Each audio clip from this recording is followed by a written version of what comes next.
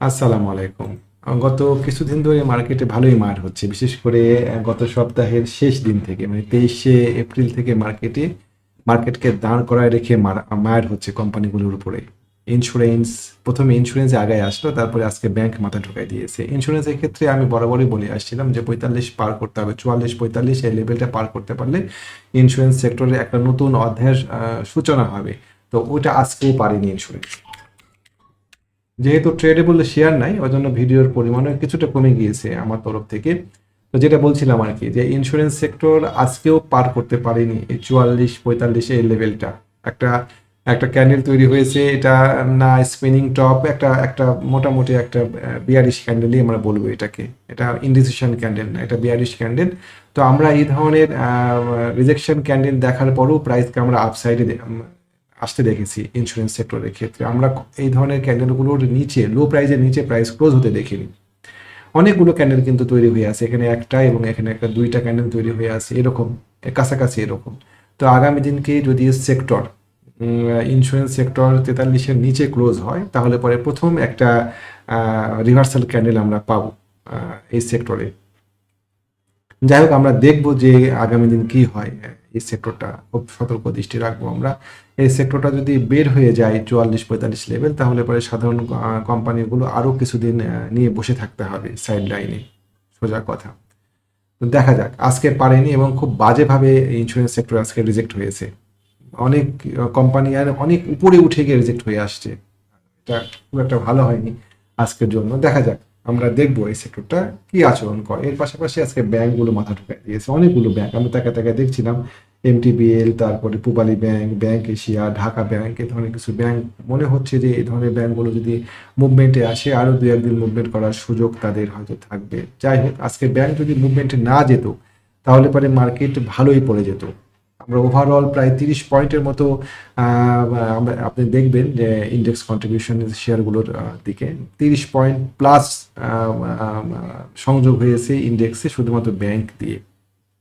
যেমন, সো এই ব্যাংকগুলো যদি না বাড়তো বা যদি নিউট্রাল থাকতো, তাহলে মার্কেট 30 পয়েন্ট মাইনাস হতো। তার মানে 8 থেকে 30 বাদ দেন 22, -22 মার্কেটকে আমরা দেখতে পেতাম আজকে। এবং কোম্পানির দিকে তাকালে সেটা স্পষ্টতই বোঝা যায়, অনেক ভালো ভালো ইপিএস আসছে, এমন কোম্পানিও মার খাচ্ছে। সিভিও, এসপিসিএল, তারপরে হাক্কানি পালে করে কিঞ্চিত ইপিএস বেড়েছে, তারপরেও এই শেয়ারগুলো দাঁড়াতে পারছে না। ইউজুয়ালি এই শেয়ারগুলো ভালো হওয়ার কথা ছিল এই জায়গা থেকে, ভালো ইপিএস আসার পরে। যাই হোক, তো আজকে নতুন কোনো শেয়ার নিয়ে আলোচনা করতে যাচ্ছিলাম না, তারপরেও আমার কয়েকটা শেয়ার ভালো লেগেছে, আপনার সাথে শেয়ার করা উচিত মনে করছিলাম। প্রথম হচ্ছে Mozaffar Hossain spinning mill. Mozaffar Hossain spinning mill এই শেয়ারটা একটা টেক্সটাইল খাতের সেক্টর। আজকে এই শেয়ারটার ইপিএস আসার কথা। হয়তো এই ভিডিও দেখে দেখতে আপনারা ইপিএস পেয়ে যাবেন এই শেয়ারটার। আমি এখনো পাইনি। এই শেয়ারটাতে চমৎকার কিছু লক্ষণ দেখা যাচ্ছে, টেকনিক্যাল লক্ষণ, যেগুলাতে মনে হচ্ছে, যেগুলো দেখে মনে হচ্ছে যে এই শেয়ার হয়তো সামনে ভালো হতে যাচ্ছে বা ইপিএস ভালো আসতে পারে। আমরা একটা অ্যাকুমুলেশন দেখতে পাই, তারপরে আমরা মার্কআপ দেখতে পাই একটা জায়গাতে, তারপর আবার এখানে একটা অ্যাকুমুলেশন, রি-অ্যাকুমুলেশন হয় এখানে, এবং শেয়ারটাতে এখানে একটা ব্রেকআউট দেখতে পাচ্ছি। আশা করছি এই ব্রেকআউটটা ভ্যালিড থাকবে এবং শেয়ারটা উপরের দিকে উঠবে। কোথায় কিনবেন, কোথায় স্টপ লস সেট করবেন, কতগুলো কিনবেন, টেক প্রফিট কোথায় হবে, এটা আপনি আপনার মতন করে সেট করে নেবেন। এটা হচ্ছে ট্রেড প্ল্যান। আমাদের ট্রেড প্ল্যান না থাকাটা লস করার একটা অন্যতম প্রধান কারণ। প্রত্যেকটা ক্ষেত্রে আমাদের প্ল্যান থাকে। দুপুরে কি খাবো সেই প্ল্যান আমরা সকালে করি, রাত্রে কি খাবো সেই প্ল্যান আমরা হয়তো সকালেই করে ফেলে দিই। কাউকে দাওয়াত দিয়েছি, তাকে কি কি খাওয়াবো সেই প্ল্যান আমরা 3 দিন আগে করি। কোনো একটা শহরে যাচ্ছি, সেখানে যাব, কোথায় উঠবো, কোথায় থাকবো, কোথায় খাবো, তার প্রত্যেকটা প্ল্যান আমাদের থাকে। অথচ শেয়ার কেনার সময় আমাদের কোনো প্ল্যান থাকে না, আমাদের কোনো হিসাব থাকে না, আমাদের কোনো মাপ থাকে না আমরা কতটুকু কিনবো। আমরা আমরা আমাদের সব টাকা দিয়ে একটা শেয়ার কিনতে চাই। এটা ডিসিপ্লিনের অভাবের কারণে হয়, এটা প্ল্যান না থাকার কারণে হয়, এবং এই কারণে আমাদের লস হওয়ার একটা অন্যতম প্রধান কারণ যে আমাদের কোনো ট্রেড প্ল্যান থাকে না। তো কোথায় কিনবো, মুজাফফর হোসেন স্পিনিং মিল বা আদৌ কিনবো কিনা, আপনাকে সন্তুষ্ট করতে পারছে কিনা, এই বিষয়গুলো বিবেচনা করে আপনি এই শেয়ারটাকে বিবেচনায় নিতে পারেন। এই শেয়ারটা আপনার সামনে দেওয়া মানে আপনার বিবেচনার জন্য উপস্থাপন করা, কিনতে বলা না। কেনা না কিনা একান্তই আপনার ব্যাপার। যাই হোক, এটা আমার কাছে ভালো লেগেছে। আপনার কাছে ভালো লাগলে পরে আপনি দেখবেন। সিনো বাংলা, এই শেয়ারটারও আজকেই ইপিএস দেওয়ার কথা। হয়তো ইপিএস আপনারা এতক্ষণ পেয়েও গিয়েছেন ভিডিও দেখতে দেখতে। এই শেয়ারটা সুন্দর একটা ট্রায়াঙ্গেল ব্রেকআউট করেছে, একটা সাপ্লাই ডিমান্ড লেভেল পার করেছে। শেয়ারটা একটা মিড পেড আপের শেয়ার, 2 কোটির নিচে শেয়ার সংখ্যা পাবলিকের কাছে আছে।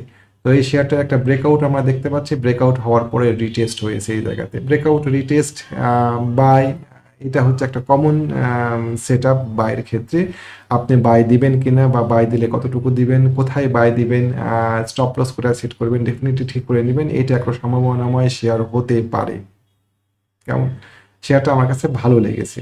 যাই হোক, যদি আপনার ভালো লেগে থাকে তাহলে পরে আপনি এই শেয়ারটাতে এন্ট্রি দেওয়ার বিবেচনা করতে পারেন। অলরেডি আমি এই শেয়ারটা নিয়ে একবার আপনাদেরকে অ্যালার্ট করেছিলাম যে শেয়ারটা হয়তো ব্রেকআউট করতে যাচ্ছে। যারা কিনেছেন তারা ধৈর্য ধরেন, আশা করি এই শেয়ারটাতে খারাপ ফলাফল বয়ে আনবে না আপনাদের জন্য। তারপরে আরেকটা শেয়ার ভালো লাগছে, বিএসআরএম লিমিটেড। বিএসআরএম লিমিটেড এই শেয়ার সংখ্যা হচ্ছে কত ঠিক জানি না আমি। এই শেয়ারটাতে আমরা তুলনামূলক কিছু ভালো ভলিউম দেখতে পাচ্ছি এই জায়গাতে একটা অ্যাকুমুলেশন ফেজ কমপ্লিট করেছে বলেই মনে হচ্ছে আমার কাছে। একটা হারামি ক্যান্ডেল প্যাটার্ন তৈরি করেছে। আমরা হারামি ক্যান্ডেল প্যাটার্নে কিভাবে এন্ট্রি দিব সেটা আমরা সবাই জানি, আমরা সেই দিকে খেয়াল রাখবো।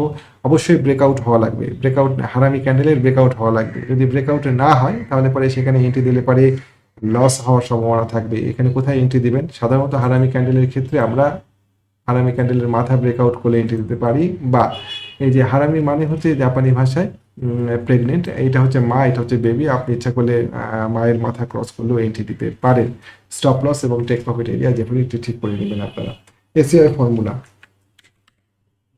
এসিআই ফর্মুলেশন, এই শেয়ারটাতেও আমার কাছে খুব একটা খারাপ লাগেনি, যদিও আমাদের এখানে একটা ডবল টপ সিনারিও তৈরি করে আছে। ডবল টপ সিনারিওতে আমাদের এই জায়গাতে ভলিউম আছে, এই লেভেলেও বেশ কিছু ভলিউম আছে। তো ডবল টপ ব্রেকআউট করলে আমরা নিব কিনা 154 লেভেল সেটা বিবেচনা করে দেখবো, আগে করুক। আমরা জাস্ট একটু অগ্রিমই আপনাদের সামনে এটা উপস্থাপন। মার্কেটে শেয়ারের খুব আকাল যাচ্ছে এখন, মানে শেয়ার খুঁজতে গিয়ে আমি 3-4টার বেশি শেয়ার খুঁজে পাইনি আজকে। যে শেয়ারগুলো আছে অ্যাপেক্স ট্যানারি, তারপরে এগুলো আমরা ব্যবসা করেছি, আপনাদের নিশ্চয়ই মনে আছে। অ্যাপেক্স ট্যানারি ছিল ঈদ গিফট হিসাবে আপনাদের কাছে আমি দিয়েছিলাম। এই গত ভিডিওর আগের ভিডিওতেই আপনারা পাবেন যে ঈদ গিফট হিসাবে অ্যাপেক্স ট্যানারি এবং অ্যাপেক্স ফুড এই দুইটা শেয়ার দেওয়া ছিল আপনাদেরকে। আশা করি ধরে রাখছেন শেয়ারগুলো। এই শেয়ারগুলোর সামনে ভালো হওয়ার সুযোগ আছে। অ্যাপেক্স ট্যানারি, অ্যাপেক্স স্পিনিং, তারপরে shepherd, YPL, Jahin spinning, Jahin text, index agro, এই 5-6টা শেয়ার বাদ দিয়ে মার্কেটে প্লে করছে এরকম শেয়ার আমি খুঁজে পাইনি খুব একটা। বরং অধিকাংশ শেয়ারগুলোই তার সেট আপ নষ্ট করার কাছাকাছি লেভেলে দাম চলে আসছে। এটা এটা দেখা যাক, এই শেয়ারগুলো আবার হয়তো রিটার্ন করবে, রিটার্ন করতেই হবে ইনশাল্লাহ এই শেয়ারগুলোকে। কারণ যদি রিটার্ন না করে তাহলে পরে কোম্পানিগুলো বেশ খারাপ হয়ে যাবে সামনের দিনগুলোতে। নিশ্চয়ই যারা স্মার্ট মানি আছে মার্কেটের পেছনে তারা এটা চাইবে না। সুতরাং এই কোম্পানিগুলো রিভার্স করা উচিত। ব্যাংকগুলো ডিভিডেন্ড দিচ্ছে, সবগুলো ব্যাংক ডিভিডেন্ড দিতে পারবে না, যারা দিচ্ছে তারা ভালোই দিচ্ছে। সবগুলো ব্যাংকের ডিভিডেন্ড আসলে পরে ব্যাংক সেক্টরটা কেমন আচরণ করে সেটা আমরা দেখব।